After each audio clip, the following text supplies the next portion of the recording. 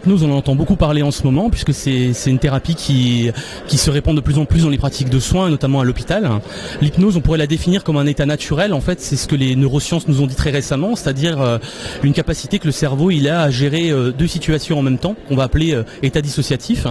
Et j'aime bien prendre l'exemple du trajet en voiture. Quand on prend la voiture et qu'on part d'un point A à un point B, on a tendance à un peu à oublier le trajet qu'on est en train de faire, puisqu'on a l'habitude de le faire, et à partir un peu dans ses pensées. Donc on fait deux choses à la fois.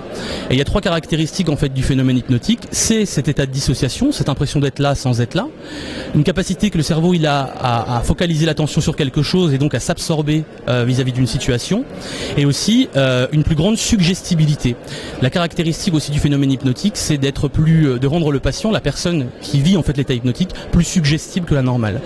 Donc c'est une thérapie qui est plutôt plurielle, qui peut s'utiliser dans plein de domaines, au travers du champ de la thérapie, de la psychothérapie, mais aussi dans le cadre de l'analgésie et des symptômes, et en l'occurrence en cancérologie sur plein de symptômes différents. Alors moi j'utilise l'hypnose à l'Institut de cancérologie de Lorraine dans le cadre des symptômes pénibles dus à la maladie cancéreuse.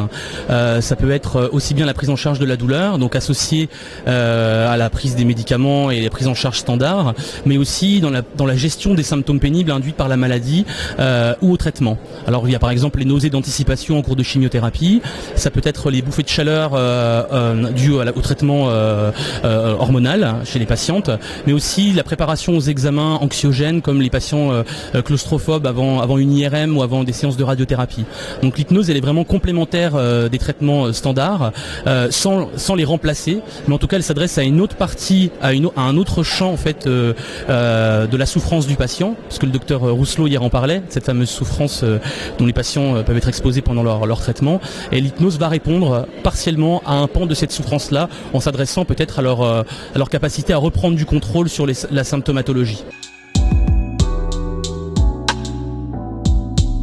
L'avantage c'est que peut-être c'est déjà qu'il y a peu ou pas d'effets secondaires. Il y a évidemment des contre-indications qu'il faut connaître, mais qui vont être plus dans le champ de l'adhésion déjà du patient à la thérapie, la formation aussi du thérapeute et à ses compétences à pouvoir accompagner les patients, et peut-être aussi certaines limites pour des troubles dissociatifs comme la schizophrénie, qui n'est pas une contre-indication absolue, simplement l'idée que c'est quelque chose qui s'inscrit dans une prise en charge particulière en psychiatrie par exemple.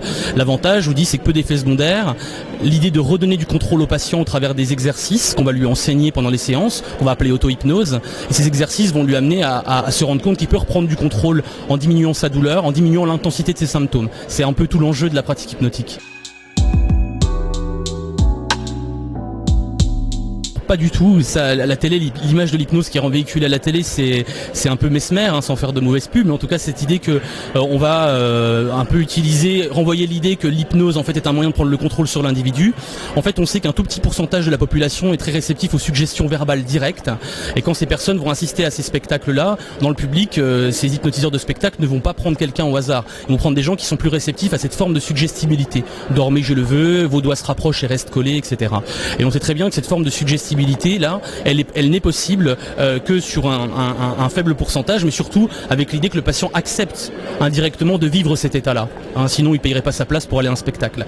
Dans le cadre de la thérapie, c'est complètement différent. On est sur quelque chose où on va utiliser une hypnose, une forme plus indirecte de l'hypnose, avec des suggestions plus permissives qui vont tourner plus autour de l'idée de la métaphore, des techniques de communication particulières pour redonner en fait au patient le choix. Donc on n'a pas du tout une posture de quelqu'un qui va prendre le pouvoir sur le patient, mais plutôt lui montrer qu'il a la capacité de pouvoir reprendre du contrôle sur son symptôme. C'est-à-dire que pour le coup, c'est un peu l'inverse, c'est qu'on redonne en fait l'outil au patient, puisque je vous disais que c'est un état naturel, seulement on va le formaliser avec des techniques particulières et vraiment spécifiques. Elle a longtemps été marginale, mais plus le temps passe, plus effectivement on en parle et de plus en plus de gens s'y forment. Déjà parce que, je vous le disais, ça permet aux soignants, aux médecins, aux psychologues, à tous les professionnels de santé de se familiariser avec un outil, pouvoir répondre à la souffrance du patient grâce aux mots, grâce à de la communication. Donc c'est quand même quelque chose d'assez novateur dans la mesure où ça ne nécessite pas de gros moyens matériels. Et indirectement, l'avantage, je dirais que c'est aussi peut-être de changer sa manière de s'exprimer, parce qu'en hypnose, il y a tout un pan autour de la communication et apprendre à reformuler la manière de s'adresser aux patients. Ne plus faire de tournures négatives, ne plus utiliser de mots qui renvoient à l'idée de souffrance. Donc, et puis même tout l'ordre du non-verbal, de la manière dont on va se positionner vis-à-vis du patient pour pouvoir lui redonner ce contrôle. Si je suis assuré dans ma posture et si je renvoie à l'idée au patient qu'il a les capacités de faire telle ou telle chose, j'ai beaucoup plus de chances, si vous voulez, qu'il adhère plutôt que d'aller dans le doute ou de lui induire de lui adresser des ordres directifs. Voilà. Les deux ouvrages ont été coécrits, je suis co-auteur, il y a évidemment d'autres participants à ces deux ouvrages. Le premier sur l'hypnose s'adresse effectivement à tous les, normalement il est initialement écrit pour les professionnels de santé et essentiellement pour un public infirmier. Mais plus les gens en fait le lisent, plus les retours sont, effectivement c'est un bon moyen aussi d'approcher l'hypnose, de se renseigner sur son histoire, la manière dont elle s'est installée dans les soins. Donc j'ai envie de dire maintenant que c'est un ouvrage qui peut s'adresser à tout public. C'est certain qu'il est un peu plus spécifique et que si on veut rentrer un peu plus dans le détail du champ de la douleur ou des soins, ce sera plus orienté. Le deuxième, dans le cadre des soins de support, le docteur Rousselot, notre chef de service au CISPO, on a parlé, c'est effectivement un ouvrage qui est effectivement plus spécifique à l'oncologie médicale et aux soins de support. C'est le seul ouvrage dédié spécifiquement à cette pratique-là, en tout cas pour la collection des aides-mémoires chez l'éditeur Dunode. J'ai envie de dire, ça peut aussi s'adresser à des patients ou à des familles de patients qui se posent des questions, notamment sur les démarches à entreprendre dans le cadre de la prise en charge sociale, ou autrement sur la socio-esthétique, où Véronique nous en a parlé hier, ou l'éducation physique adaptée. Donc j'ai envie de dire encore une fois, initialement c'est un ouvrage qui était orienté pour un type de professionnel, mais l'expérience nous dit que ça peut concerner tout le monde à partir du moment où ça le concerne.